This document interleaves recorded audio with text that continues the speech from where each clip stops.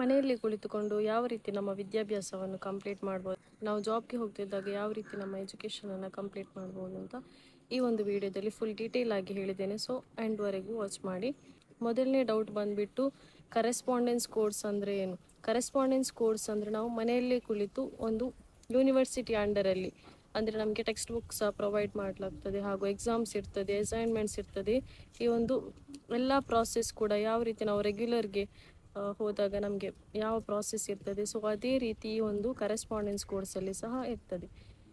Correspondence provide ಮಾಡುವಂತಹ ಯೂನಿವರ್ಸಿಟಿಗಳಿರ್ತದೆ. ಆ ಒಂದು ಯೂನಿವರ್ಸಿಟಿ ಅಂಡರಲ್ಲಿ ಅಡ್ಮಿಷನ್ ತಗೊಳ್ಬೇಕು. ಅಡ್ಮಿಷನ್ ತಗೊಂಡಾದ್ಮೇಲೆ ಅವರೇ ನಮಗೆ SLM ಸಹ ಪ್ರೊವೈಡ್ ಮಾಡ್ತಾರೆ.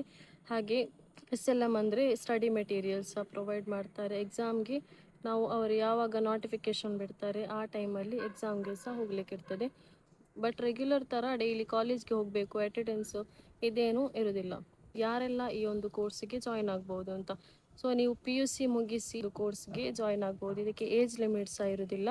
ಅಂದರೆ ನಮ್ಮ ಬ್ಯಾಚಲ್ಲಿ ನಾನೀಗ ಕಲಿಯುವ ಕಾಲೇಜಲ್ಲಿ ಸಹ ತುಂಬ ಏಜ್ಡ್ 45+ ಏಜ್ ಆದವರು ಸಹ ಇದ್ದಾರೆ. ಸೊ ಇದಕ್ಕೆ ಒಂದು ಯಾವುದೇ ಒಂದು ರೀತಿಯ ಏಜ್ ಲಿಮಿಟ್ ಸಹ ಇರುವುದಿಲ್ಲ. ಕೆಲವರು ತುಂಬ ಕಷ್ಟದಲ್ಲಿರ್ತಾರೆ ಅಂತ ಹೇಳಿ ಸೆಕೆಂಡ್ PUC ಡ್ರಾಪ್ ಮಾಡಿ ನೆಕ್ಸ್ಟ್ ಕೆಲಸಕ್ಕೆ ಹೋಗಲಿಕ್ಕೆ ಸ್ಟಾರ್ಟ್ ಮಾಡಿರ್ತಾರೆ. ಅವರಿಗೆ ಕಲೀಲಿಕ್ಕೆ ತುಂಬ ಮನಸ್ಸಿರ್ತದೆ, ಬಟ್ ಅವರಿಗೆ ಹೋಗ್ಲಿಕ್ಕೆ ಆಗ್ತಾ ಇರುವುದಿಲ್ಲ. ಸೊ ಅವರು ಸಹ ಈ ಒಂದು ಕೋರ್ಸ್ಗೆ ಜಾಯ್ನ್ ಆಗ್ಬೋದು. ಮತ್ತು ಕೆಲವೊಬ್ಬರಿಗೆ ಬೇಗನೆ ಮದುವೆ ಆಗಿರ್ತದೆ, ಮತ್ತು ಸ್ಟಡೀಸ್ಗೆ ಪ್ಲ್ಯಾನ್ ಮಾಡುವಾಗ ಏನು ಅಂತ ಅವರಿಗೆ ಒಂದು ಐಡಿಯಾ ಇರೋದಿಲ್ಲ. ಅಂಥವರಿಗೆ ಸಹ ಕರೆಸ್ಪಾಂಡೆನ್ಸ್ ಕೋರ್ಸನ್ನು ಮಾಡಿ ನೆಕ್ಸ್ಟ್ ಜಾಬ್ಗೆಲ್ಲ ಅಪ್ಲೈ ಮಾಡಿ. ನೆಕ್ಸ್ಟ್ ತುಂಬ ಕಷ್ಟದಲ್ಲಿರ್ತಾರೆ, ಸ್ಟಡೀಸ್ಗೆ ರೆಗ್ಯುಲರ್ ಸ್ಟಡೀಸ್ಗೆ ಬೇಕಾದಂತಹ ಅಮೌಂಟ್ ಸಹ ಇರೋದಿಲ್ಲ, ಮತ್ತು ಡೈಲಿ ಎಕ್ಸ್ಪೆನ್ಸಸ್ ಅಂದರೆ ಹೋಗಿ ಬರುವ ಎಕ್ಸ್ಪೆನ್ಸಸ್ ಕೂಡ ಕಷ್ಟ ಆಗ್ತದೆ ಅಂತ ಇರುವವರಿಗೂ ಸಹ ಈ ಒಂದು ಕೋರ್ಸಿಗೆ ಜಾಯ್ನ್ ಆಗ್ಬೋದು. ನೆಕ್ಸ್ಟ್ ಕ್ವೆಶನ್ ಅಂದರೆ ಕರೆಸ್ಪಾಂಡೆನ್ಸ್ ಮಾಡೋದ್ರಿಂದ ವ್ಯಾಲ್ಯೂ ಇದೆಯಾ ಅಂತ ತುಂಬ ಜನ ಕೇಳ್ತಾರೆ.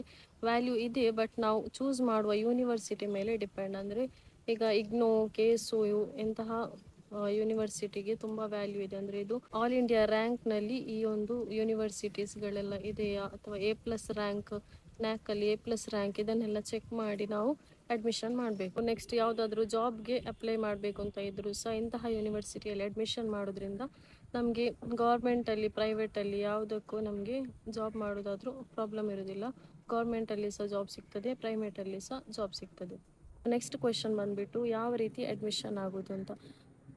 ಅಡ್ಮಿಷನ್ ಪ್ರಾಸೆಸ್ ತುಂಬಾ ಸುಲಭ. ಲೈಕ್ ಗೌರ್ಮೆಂಟ್ ಅಂಗೀಕೃತ ಯೂನಿವರ್ಸಿಟಿಯನ್ನು ಸೆಲೆಕ್ಟ್ ಮಾಡಿ ಅದರಲ್ಲಿ ವೆಬ್ಸೈಟ್ಗೆ ಹೋಗಿ, ಆ ಒಂದು ಯೂನಿವರ್ಸಿಟಿ ವೆಬ್ಸೈಟ್ಗೆ ಹೋಗಿ ಅಲ್ಲಿ ಸಹ ಅಡ್ಮಿಷನ್ ಆಗ್ಬೋದು. ಇಲ್ಲಾಂದರೆ ಯೂನಿವರ್ಸಿಟಿದು ಅಡ್ಮಿಷನ್ಸ್ ಆಫೀಸಸ್ ಎಲ್ಲ ಇರ್ತದೆ, ಅಲ್ಲಿ ಸಹ ಹೋಗಿ ನಿಮ್ಮ ಡಾಕ್ಯುಮೆಂಟ್ಸನ್ನೆಲ್ಲ ಅಂದರೆ PUCದು marks card, SSLC marks card, ಈ ಮಾರ್ಕ್ಸ್ ಕಾರ್ಡ್ಸ್ ಮತ್ತು ಪರ್ಸ್ನಲ್ ಡಾಕ್ಯುಮೆಂಟ್ಸನ್ನೆಲ್ಲ ತಗೊಂಡು ಹೋಗಿ ಅವರೇ ಅಡ್ಮಿಷನ್ ಪ್ರಾಸೆಸನ್ನು ಮಾಡಿಕೊಡ್ತಾರೆ. ನೆಕ್ಸ್ಟ್ ನಿಮಗೆ ಕೆಲವೊಂದು ಯೂನಿವರ್ಸಿಟಿಯಲ್ಲಿ ಅಂದರೆ KSOU ಅಂತ ಯೂನಿವರ್ಸಿಟಿಯಲ್ಲಿ ಅವರದೊಂದು ಆ್ಯಪ್ ಇರ್ತದೆ.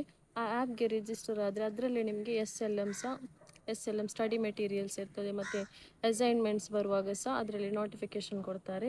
ಮತ್ತು ಯಾವ ಟೈಮಲ್ಲಿ ಬೇಕಾದರೂ ನೀವು ಯಾವಾಗ ಫ್ರೀ ಇರ್ತೀರಿ ಆವಾಗ ನೀವು ಓದಿ ಕಂಪ್ಲೀಟ್ ಮಾಡ್ಬೋದು. ಮತ್ತು ಎಕ್ಸಾಮ್ ಬಂದಾಗ, ಎಕ್ಸಾಮ್ ನೋಟಿಫಿಕೇಶನ್ ಬಂದಾಗ ಹೋಗಿ ಎಕ್ಸಾಮ್ ಆರಾಮಾಗಿ ಬರಿಬೋದು. ಅಸೈನ್ಮೆಂಟ್ ಕೂಡ ಹಾಗೆ, ನೀವು ಅಸೈನ್ಮೆಂಟ್ಸನ್ನು ಪೋಸ್ಟ್ ಮಾಡುವಂತಹ ಒಂದು ಮೆಥಡ್ಸ್ ಈಗ ಬದಲಾಗಿದೆ. ನೀವು ಅಸೈನ್ಮೆಂಟನ್ನು ಬರೆದು ಆ್ಯಪಲ್ಲಿ ಹೋಗಿ ಅಪ್ಲೋಡ್ ಮಾಡಿದರೆ ನಿಮ್ಮ ಅಸೈನ್ಮೆಂಟ್ಸ್ ಕೂಡ ಆನ್ಲೈನಲ್ಲಿ ಸಬ್ಮಿಟ್ ಆಗ್ತದೆ. ಎಲ್ಲರೂ ಕಾಮನ್ ಆಗಿ ಕೇಳುವಂತಹ ಎಲ್ಲ ಕ್ವೆಶನ್ಸ್ಗೆ ಈ ಒಂದು ವಿಡಿಯೋದಲ್ಲಿ ಆನ್ಸರ್ ಮಾಡಿದ್ದೇನೆ. So hope you like. So ಇನ್ನೇನಾದರೂ ಡೌಟ್ಸ್ ಇದ್ದರೆ ಕಮೆಂಟ್ ಸೆಕ್ಷನಲ್ಲಿ ಕೇಳಿ. Thank you for watching.